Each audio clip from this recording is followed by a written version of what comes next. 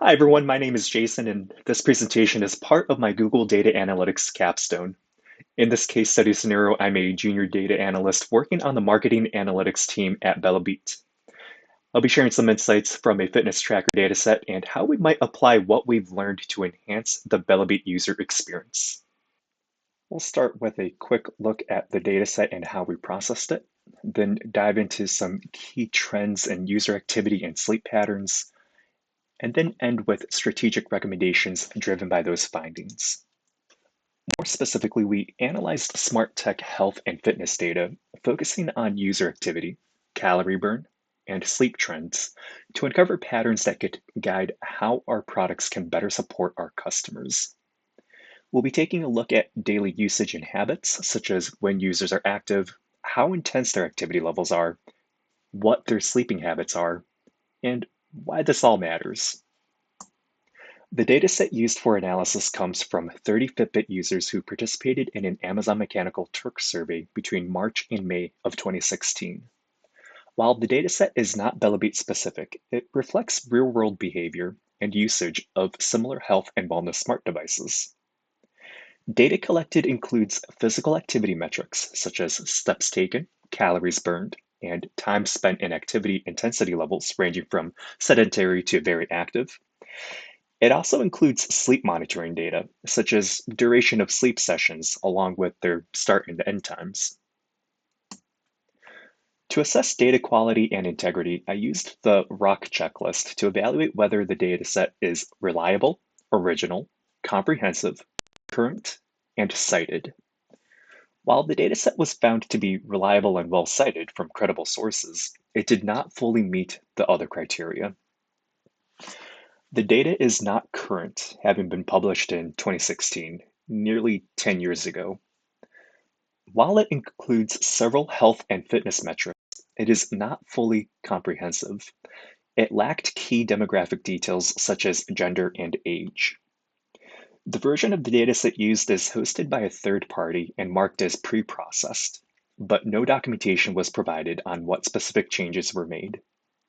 Despite these limitations, the dataset was deemed suitable for exploratory analysis. With careful cleaning and validation, it still offers valuable insight into real-world user behavior and smart device usage. Now that we've covered the dataset's capabilities and limitations, let's explore how we can utilize the data.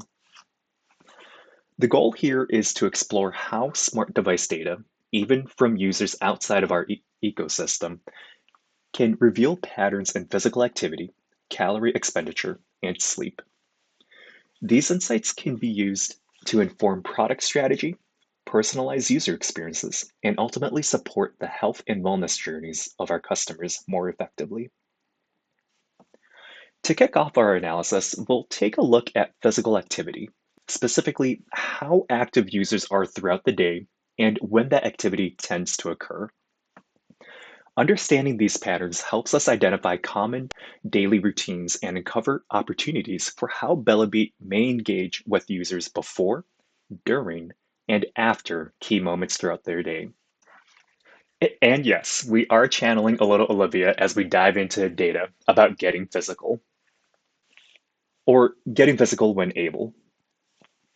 This plot breaks down user activity by hour, with each bar showing the percentage of time spent in different activity levels, from sedentary in purple to very active in pink. As expected, we see mostly sedentary behavior from midnight to around 6 a.m., likely corresponding to sleep hours. Activity starts to pick up closer to midday and again between 5 and 7 p.m., which could reflect lunch break workouts or after work exercise. What is also interesting is the variation throughout the 24-hour cycle. The data suggests a mix of routines. Some users seem to follow a more traditional 9 to 5 schedule, while others show signs of being active at night, pointing to diverse lifestyles in the dataset. Next, we'll take a look at percentage of time spent at activity levels. But first, here's a fun fact to put this data into perspective. Spending 20 out of 24 hours sedentary equals about 83% of a day. That sounds like a lot, but imagine this being your typical day. 8 hours of sleep, that's 33%. 8 hours of a sedentary desk job, that's another 33%. Three 30-minute meals, that adds 6.25%. That's already over 72% of the day spent sedentary. And we haven't included any time spent commuting, watching TV, or scrolling on your phone, which really adds a new meaning to doom scrolling, doesn't it? I'm looking around at faces and I know this was hard to imagine, wasn't it? But here's the good news on how minor choices make a difference. When we grouped users by whether they burned higher or lower than the average of 2,384 calories per day, we expected a major difference in sedentary time. As you can see, both groups spent more than 82% of their day sedentary, nearly identical.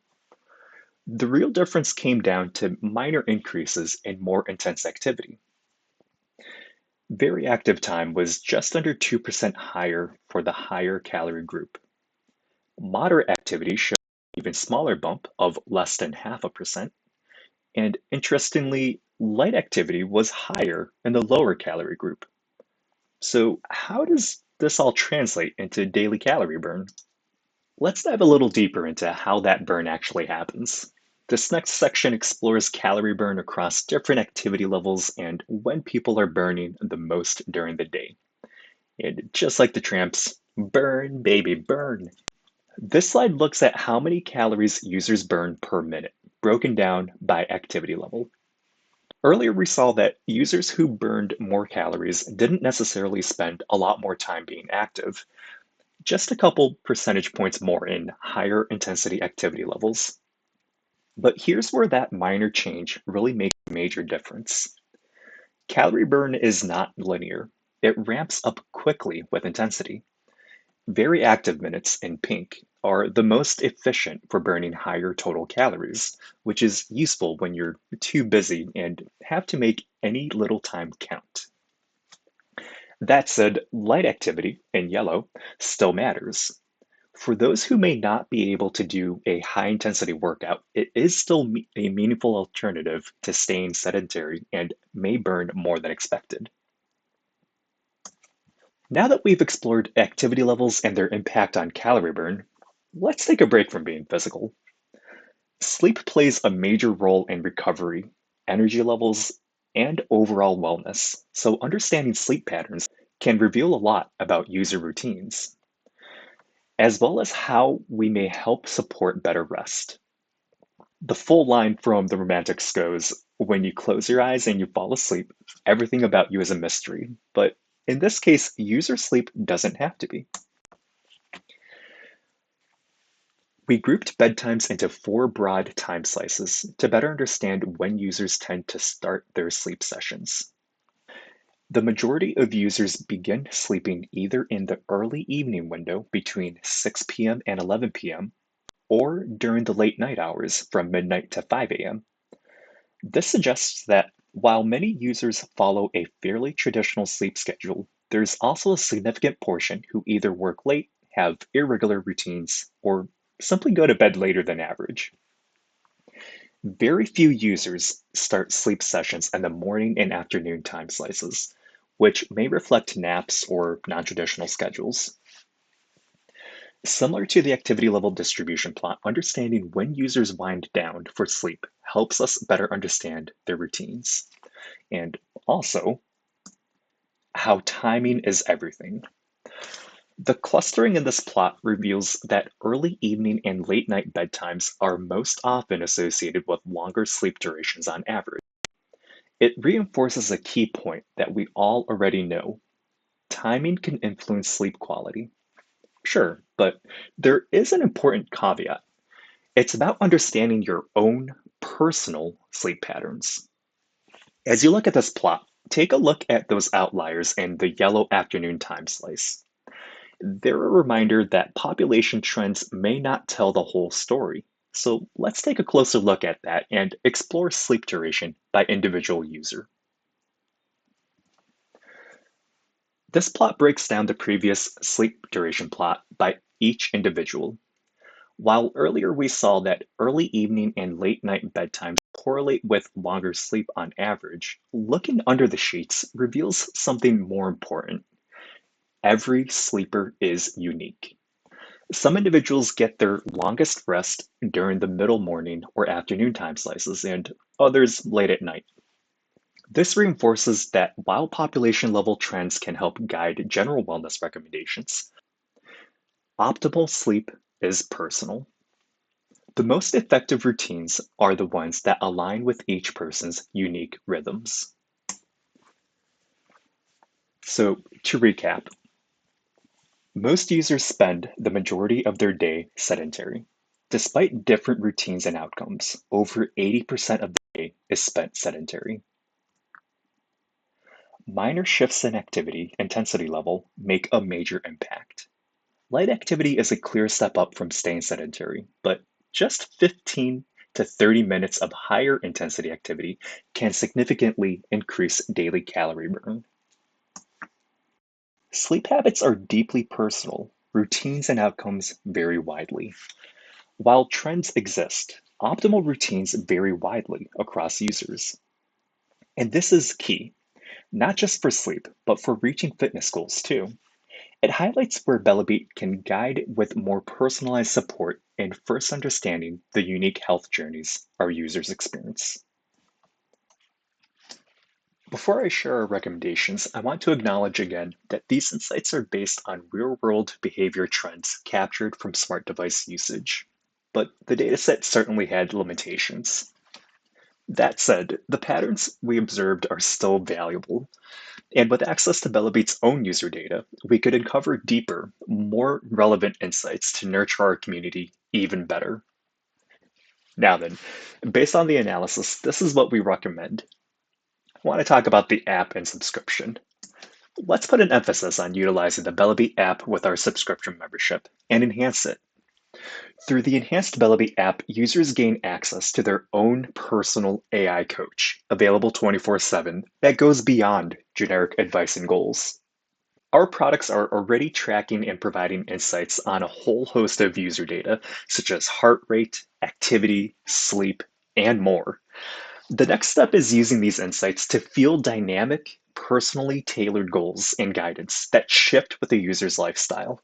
This could be an intentional nudge for a short burst of high intensity activity when the time is tight, or a reminder to unwind based on their own ideal sleep trends. We're not just suggesting better habits like any other health and wellness trackers. We're empowering users to have a deeper understanding of their own holistic health and what better means for them based on their own unique health journeys. In short, to our community, created for women, tailored by you. And that concludes our analysis of the Fitbit fitness tracker data. I hope the key insights inspire how Bellabeat can continue nurturing our community through each user's unique health journey. If anyone has any questions or feedback, I'd be happy to hear them. Thank you. Also, before closing, I would like to acknowledge that Bellabeat is likely already incorporating these strategies through the Bellabeat app and membership. The Bellabeat app connects to their line of products and provides users with health data related to their activity, sleep, stress, menstrual cycle, and mindfulness habits. The app description also notes that the data helps users better understand their current habits and make healthy decisions. The Bellabeat membership gives users 24/7 access to fully personalized guidance on nutrition, activity, sleep, health and beauty, and mindfulness based on their lifestyle and goals. So, while the recommendations shared may not introduce a new direction, they align with Bellabeat's current vision. At the very least, this analysis affirms the current strategy Bellabeat may already be pursuing, reinforced through data. Very exciting if true. Thank you again.